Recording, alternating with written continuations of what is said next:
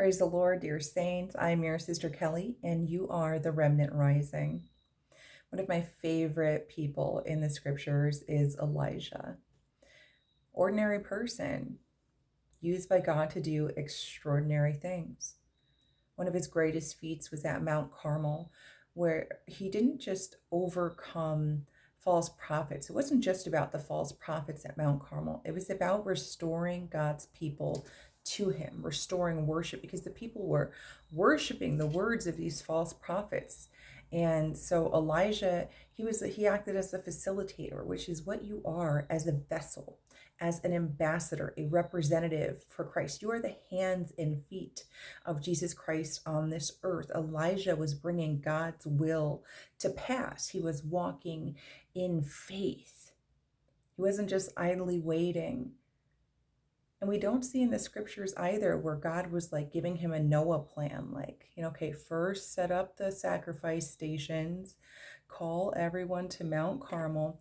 No, Elijah just knew what needed to be done, kind of like David, when David saw Goliath in the town square, spouting his blasphemies. And David didn't need God to come down from heaven and say, okay, overcome him this way.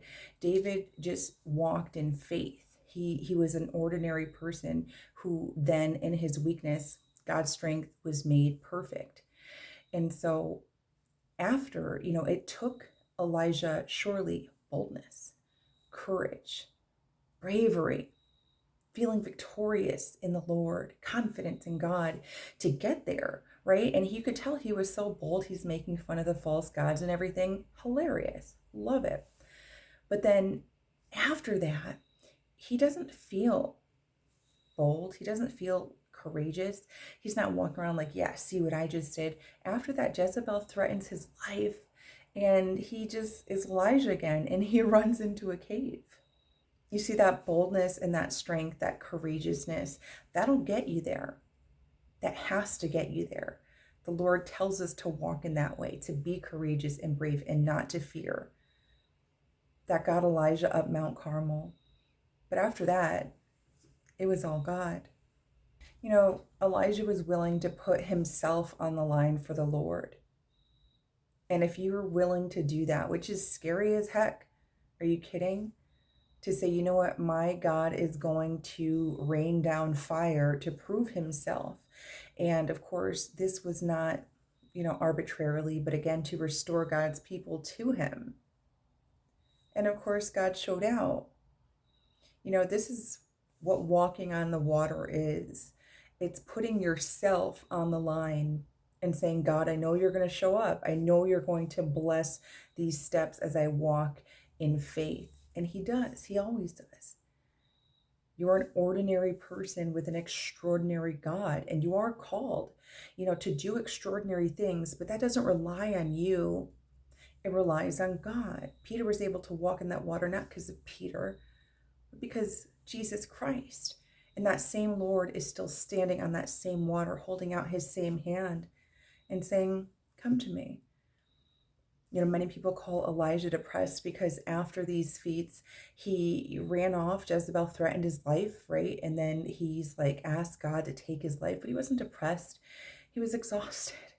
He had just, after Mount Carmel, run 40 miles to Mount Horeb with his life being threatened by the wicked witch of the soon to be, eaten by dogs. He was terrified because he was just an ordinary man who was just used greatly by God. And being used greatly by God is not usually going to land you in a place where you're like, yeah, it's going to land you in hot water. You're in a fallen world with people that don't want to see God's greatness, with people that don't want you shedding light on the darkness. People aren't going to like that. But you remain an ordinary person with an extraordinary God who will never leave you or forsake you, and who will, just like he did for Elijah, do anything it takes above and beyond. He knew Elijah didn't want to die, and he didn't let Elijah die. In fact, he gave him more instructions after that. He sent angels to send him a snack, had a little nappy nap, but then he had another instruction for him. And of course, he took Elijah up into heaven. Saints, walk in courageousness and boldness and fearlessness, knowing that being a vessel for the Lord will get you into hot water, but there's nothing that your God will not do to prove to you and everybody else that while you might just be an ordinary person, He is ever and forever the most high, extraordinary God.